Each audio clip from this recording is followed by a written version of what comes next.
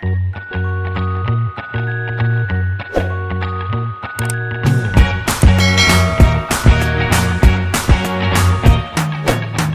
welcome back to my YouTube channel. Kembali lagi bersama saya Maya Hajon.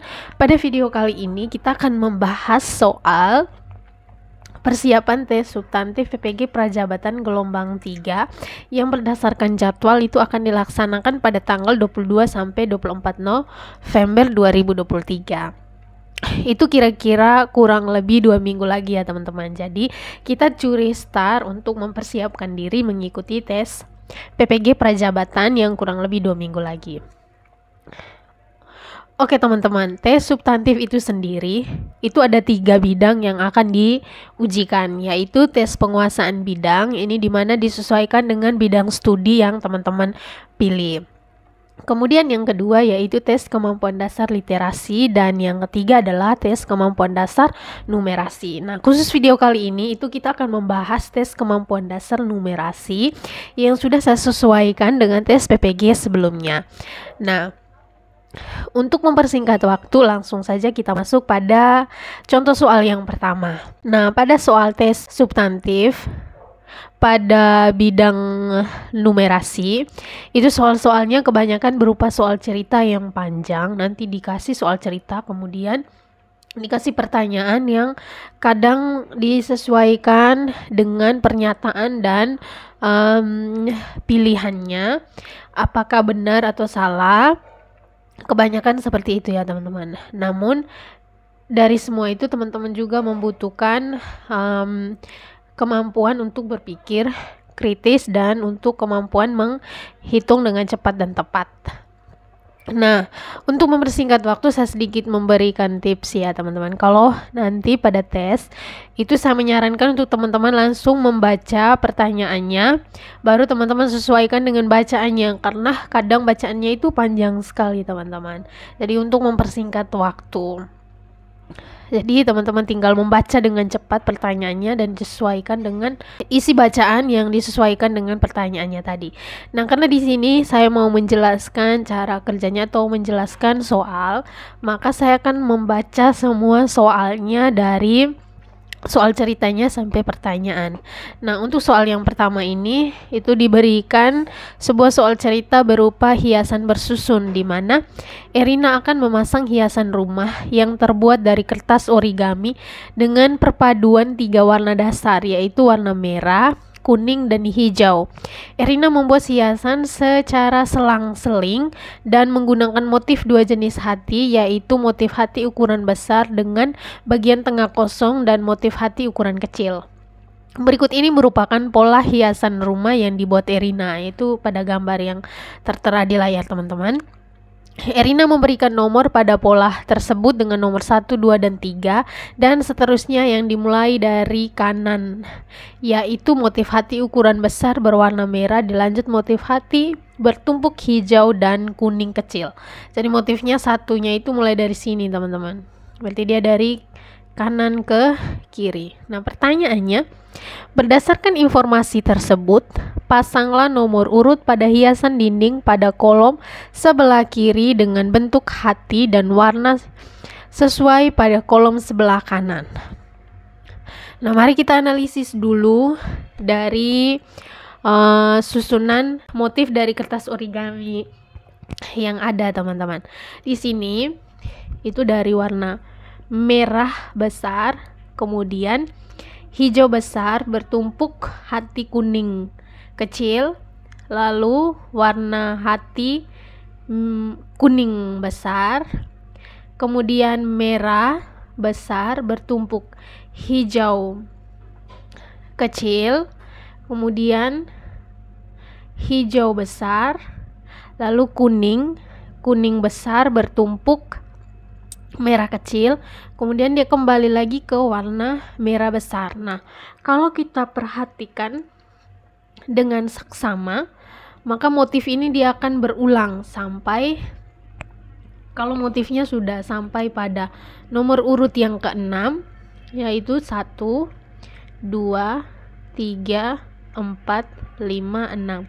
Masuk motif yang ke-7, itu dia akan kembali lagi pada motif merah besar. Kemudian biru hijau besar bertumpuk kuning kecil, yang ini. Kemudian dia kembali lagi pada motif yang tadi teman-teman, kuning besar. Nanti kita beri nomor 8, 9, 10, 11, 12. Nah, karena ketika masuk pada motif ke-7 dia kembali ke motif yang pertama, otomatis dia masuk pada motif yang ke-13, itu dia akan kembali lagi. Nah, karena dia kembali berarti saya copy saja yang gambar pertama ini ke gambar yang kedua. Berarti ini kan tadi sampai nomor 12 ya teman-teman. Berarti yang ini adalah nomor 24. Kemudian di sini nomor 25. Nah, berarti yang ini itu adalah nomor 36. Ya, 24 ditambah 12 kan 36. Nah, sekarang yang ditanyakan di sini adalah pola ke-15. Itu pola yang mana? Berarti ini kan 13, teman-teman. Berarti ini 14, ini 15. Berarti hati kuning besar. Jadi motifnya adalah yang ini. Nah, kemudian di sini adalah pola ke-22. Pola ke-22. Nah, ini pola ke-24. Berarti di sini pola 23. Ini pola 22. Berarti pola ke-22 adalah merah besar bertumpuk hijau kecil. Berarti pasangannya adalah gambar nomor 4. Kemudian yang selanjutnya adalah pola ke-26. Nah, pola ke-26 di sini kita lihat ini nomor 25, berarti ini 26. Nah, pola ke-26 ini adalah hijau besar bertumpuk kuning kecil. Berarti pasangan pilihannya adalah yang gambar pertama. Kemudian di sini pola ke-35. Nah, karena ini pola ke-36, maka ini adalah pola ke-35. Berarti pasangannya adalah pola yang terakhir. Berarti ini adalah jawabannya yang ini. Oke, bisa dipahami ya teman-teman, dan saya berharap teman-teman bisa memahami. Oke, untuk teman-teman yang memilih bidang studi matematika, pada video saya sebelumnya itu saya sudah membahas video tentang materi matematika. Jadi silakan teman-teman mencek videonya seperti ini teman-teman. Nah, jadi silakan teman-teman menonton videonya untuk menambah pengetahuan teman-teman sekalian. Nah, sekarang kita lanjut soal yang berikut. Pertanyaannya, tentukan pernyataan-pernyataan berikut yang benar berkaitan dengan pola dan nomor dari hiasan tersebut. Centanglah pada setiap pernyataan yang benar. Nah, di sini karena pada pernyataan yang ketiga ini itu ada motif sampai dengan 22, maka di sini saya sudah menyiapkan gambarnya. Tinggal kita beri nomor. Ini nomor 1 sampai nomor 12. Ini nomor 13 sampai dengan nomor 24. Pernyataan yang pertama, motif hati besar berwarna merah. Kata kuncinya adalah hati besar berwarna merah akan terdapat pada hiasan dengan nomor urut 1, 3 dan 1, 3, 5 dan 7. Kita cek di sini 1 merah, 2, 3. 3 bukan warna merah. Berarti ini adalah pernyataan yang salah. Kemudian pernyataan yang kedua, motif bentuk hati bertumpuk terdiri dari hati kuning besar dan hati merah kecil, terdapat pada setiap nomor dengan kelipatan 6. Di sini kata kuncinya adalah hati bertumpuk yang terdiri dari hati kuning besar dan hati merah kecil. Kuning besar dan merah kecil. Itu yang ini teman-teman. Kita kasih nomor 4, 5 dan 6. Kemudian ini 7, 8, 9, 10, 11. Nah, di sini 12. Berarti ini benar kelipatan 6. Berarti kita centang karena ini adalah pernyataan yang benar. Pernyataan yang berikut, motif hati kecil, kata kuncinya hati kecil berwarna hijau akan terdapat pada hiasan dengan nomor 4, 10, 16, 22. Mari kita cek. Nomor 4 itu adalah hati kecil berwarna hijau. hati kecil berwarna hijau. Kemudian nomor 10, hati kecil berwarna hijau juga. Kemudian nomor 16. Nah, ini 13 berarti 14, 15, 16. 16 juga motif hijau kecil. Lalu motif ke-22, karena ini 24, ini 23, maka ini 22. Itu benar. Ini adalah pernyataan yang benar.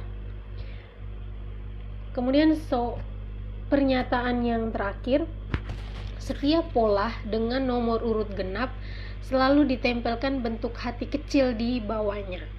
Mari kita cek yang tempelan hati kecil di bawahnya apakah benar nomor urut genap.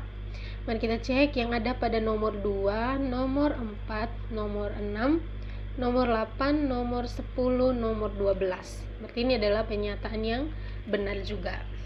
Oh iya teman-teman, pada soal tes kemampuan numerasi ini, itu jawabannya bisa benar lebih dari 1. Kalau jawabannya benar lebih dari 1, maka teman-teman mencentang saja jawaban yang benar ya. Oke, semoga dipahami. Kita lanjut pada pertanyaan yang selanjutnya, masih dengan soal cerita yang sama. Jika Erina telah membuat hiasan sampai nomor urut ke-28, maka tentukanlah benar atau salah untuk setiap pernyataan berikut. Centang pada kotak yang sesuai. Oke teman-teman, ini kan Erina sudah menyiapkan membuat hiasan sampai dengan urutan ke-28. Nah, karena motif yang ini yang ada masih sampai dengan 12, maka di sini saya sudah menyiapkan motifnya seperti ini. Nah, ini totalnya sampai 28. Karena di sini 1 sampai 12, berarti di sini 13 sampai 24. Berarti ini 25, 26, 27, 28. Oke, genap ya 28 sesuai dengan pernyataan di pertanyaannya. Nah, sekarang pernyataan yang pertama ini benar atau salah? Terdapat 5 bentuk hati kecil berwarna kuning. Mari kita cek. Ini 1, ini 2, ini 3, ini 4, dan ini 5. Berarti pernyataan ini adalah pernyataan yang benar. Kemudian pernyataan yang kedua, terdapat 9 bentuk hati besar berwarna merah. Kata kuncinya hati besar berwarna merah. Mari kita cek hati besar berwarna merah. Ada 9. Ini 1 hati besar berwarna merah. Berarti tidak disampaikan bahwa di bawahnya ada bertumpuk hati kecil berwarna apa, kan tidak. Intinya bahwa dia ada hati besar berwarna merah. Berarti ini termasuk. Ini 2, ini 3, ini 4, ini 5, ini 6, ini 7, ini 8, ini 9, ini adalah 10. Berarti hati besar berwarna merah ada 10. Tapi di pernyataan ini menyatakan bahwa hanya ada 9. Berarti pernyataan ini adalah pernyataan yang salah. Oke ya, bisa dipahami ya. Nah, sekarang pernyataan yang terakhir. Terdapat 5 bentuk hati bertumpuk hijau besar dan kuning kecil. Kata kuncinya adalah bertumpuk, bentuk hati bertumpuk, hijau besar dan kuning kecil. Hijau besar dan kuning kecil itu ada 5. Mari kita cek. Ini yang pertama, kemudian ini yang kedua, ini yang ketiga, ini yang keempat, dan ini itu yang ke-5. Berarti ini adalah pernyataan yang benar. Oke, berarti pernyataan pertama benar, pernyataan kedua salah, pernyataan ketiga benar. Oke, bisa dipahami ya. Nah, untuk teman-teman yang merasa video ini bermanfaat bagi teman-teman, maka silakan like sebanyak-banyaknya, komen sebanyak-banyaknya, dan bagikan ke teman-teman yang lain sebanyak-banyaknya. Kalau video ini ramai, Maka saya akan lanjut video pembahasan soal kemampuan numerasi di video part 2. Oke. Nah, sekarang kita lanjut dengan soal cerita yang berbeda mengenai kedai kopi atau coffee shop Pak Bustami. Sejak zaman dahulu, kedai kopi atau coffee shop sudah banyak berdiri di Indonesia. Jika saat ini yang disajikan di coffee shop adalah secangkir cappuccino dari mesin espresso, dulu yang disajikan adalah secangkir kopi dari cere kuno. Pak Bustami adalah salah satu pengusaha coffee shop. Salah satu produk yang paling diminati pembeli atau bestseller pada coffee shop adalah Americano. Adapun komposisi dari Americano berupa kopi espresso dan gula.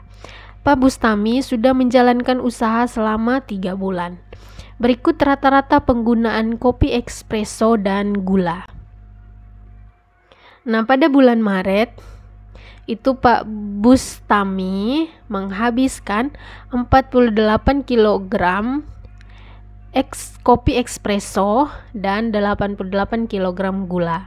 Pada bulan Maret 34 kg kopi espresso dan 108 kg gula. Pada bulan Mei 61 kg kopi espresso dan 116 gula. Maka rata-rata dari 3 bulan, bukan rata-rata ya, total dari 3 bulan, selama 3 bulan ini Pak Bustami menghabiskan 144 kg kopi espresso dan 312 kg gula. Pertanyaannya, berdasarkan data dalam tabel tersebut, berapa rata-rata penggunaan kopi espresso per bulan di coffee shop Pak Bustami selama 3 bulan terakhir? Rumus dari rata-rata itu, teman-teman, banyaknya data per banyaknya bulan. Nah, banyaknya data di sini yaitu jumlah dari kopi espresso selama 3 bulan, yaitu 144 kg. Kemudian banyaknya bulan di sini adalah bulan Maret, April, dan Mei. Berarti ada 3 bulan. Berarti 144 dibagi 3 itu dapatnya 48. Berarti Pak Bustami telah menghabiskan rata-rata 48 kg kopi espresso dalam 3 bulan penjualan. Jadi jawabannya adalah pilihan yang pertama. Lalu soal yang berikut masih dengan soal cerita yang sama, namun pertanyaan yang berbeda. Di sini disajikan ada 2 bentuk diagram, yaitu diagram tabel dan diagram lingkaran. Kemudian diberi pernyataan, perhatikanlah kedua bentuk penyajian data tersebut. Tentukanlah bentuk penyajian data yang lebih tepat untuk beberapa tujuan berikut. Centang pada kotak yang sesuai. Nah, tujuannya pada tujuan pertama, melihat jumlah penyediaan kopi espresso pada 3 bulan terakhir. Kalau untuk melihat penyediaan kopi espresso pada 3 bulan terakhir, maka lebih mudah atau lebih tepatnya itu kita menggunakan diagram tabel. Berarti kita centang pada kolom tabel. Nah, tujuan yang kedua, melihat perbandingan jumlah penyediaan kopi espresso pada 3 bulan terakhir. Kopi espresso tanpa ada gula. Berarti lebih tepat kita menggunakan tabel juga, teman-teman. Karena kita bisa melihat bahwa bulan Maret itu menghabiskan 48 kg, bulan April 34, bulan Mei 61. Kalau kita melihat pada diagram lingkaran, di sini dia hanya memberitahu persentasinya tanpa kita melihat jumlahnya ada berapa. Iya kan? Berarti di sini lebih tepatnya juga di tabel tadi. Nah, tujuan yang ketiga yaitu melihat seberapa besar penyediaan kopi espresso pada 3 bulan terakhir dalam jumlah keseluruhan. Nah, kalau dalam jumlah keseluruhan, berarti lebih tepatnya kita menggunakan diagram lingkaran. Seberapa besar? Berarti kita bisa melihat persentasenya itu lebih besar di bulan Mei, yaitu sebesar 43%. Berarti tujuan yang ketiga ini lebih tepatnya dia menggunakan diagram lingkaran.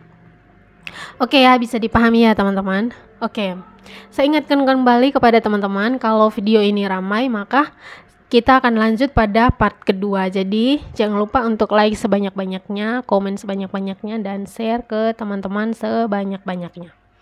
Oke, lanjut pertanyaan berikut. Masih dengan soal yang sama. Pertanyaannya, awalnya Pak Bustami berencana akan menyiapkan penyediaan kopi espresso di bulan Juni sebanyak rata-rata penyediaan per 3 bulan terakhir. Rata-rata penyediaan per 3 bulan terakhir tadi itu rata-ratanya 48 kg. Itu rencana awal penyediaan di bulan Juni, teman-teman, maaf, Juni. Namun Pak Bustami berubah pikiran untuk menambah lagi persediaan sebanyak 25% lebih banyak dari rencana semula. Berarti 25% dari rencana semula. Rencana semulanya tadi kan 40 kg. Berarti kita cari 25% dari 48 kg. Berarti kita tulis 40 dikali 25%, berarti 25 per 100.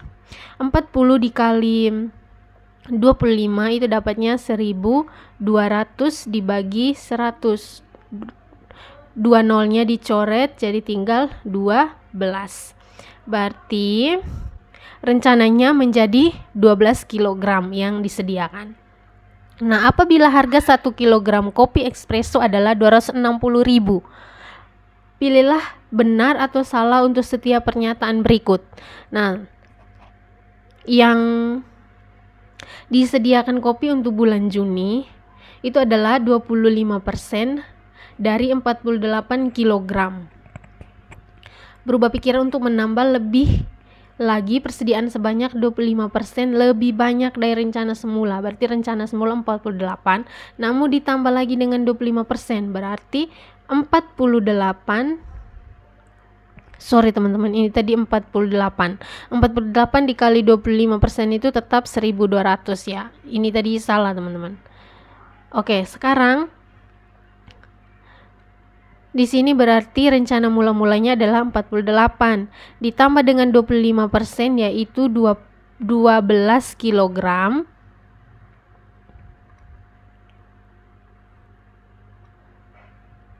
Maka totalnya adalah 60 kg.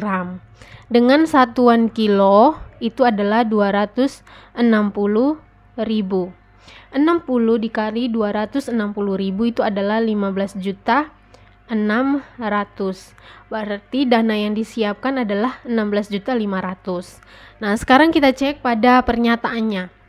Pernyataan yang pertama, Pak Bustami akan menambah 12 kg penyediaan kopi espresso pada bulan Juni. Ini adalah jawabannya yang benar ya teman-teman. Karena tadi adalah 12 kg, berarti ini adalah pernyataan yang benar. Kemudian pernyataan yang kedua, Pak Bustami membutuhkan biaya untuk total penyediaan kopi espresso pada bulan Juni sebesar Rp15.600.000. Ini adalah pernyataan yang benar. Oke, kemudian biaya tambahan untuk penyediaan kopi espresso pada bulan Juni kurang dari 3 juta biaya tambahan. Nah, biaya tambahan tadi itu kan 25% teman-teman. 25% dari 48 kg itu adalah 12 kg. Berarti 12 kg dikali 260.000, yaitu 3.120.000. Berarti ini adalah pernyataan yang salah karena kurang dari 3 juta. Kenyataannya adalah lebih dari 3 juta. Berarti ini adalah pernyataan yang salah. Oke, bisa dipahami ya teman-teman. Jadi dalam tes substantif pada tes kemampuan bidang numerasi itu kebanyakan dikasih bacaan yang panjang seperti ini, dikasih sebuah kasus, kemudian kita dikasih kesempatan untuk menyimpulkan pernyataan benar atau salah. Tapi sebelum kita menyimpulkan pernyataan itu benar atau salah, kita harus menghitung dulu data yang diberikan itu, seperti yang sudah kita kerjakan ini ya teman-teman. Jadi saya menyarankan untuk teman-teman lebih memperbanyak latihan-latihan soal seperti ini. Oke teman-teman, di akhir video ini saya memberikan PR seperti janji saya sebelumnya tadi. Kalau video ini ramai, maka kita akan lanjut di part berikutnya, yaitu part 2. Nah, pada part 2 itu kita akan membahas soal dari PR ini. Oke? Untuk video kita kali ini teman-teman, cukup sampai di sini dulu. Jangan lupa untuk subscribe, like, dan share ke teman-teman yang lainnya. Terima kasih sudah menonton. Sampai jumpa di video selanjutnya.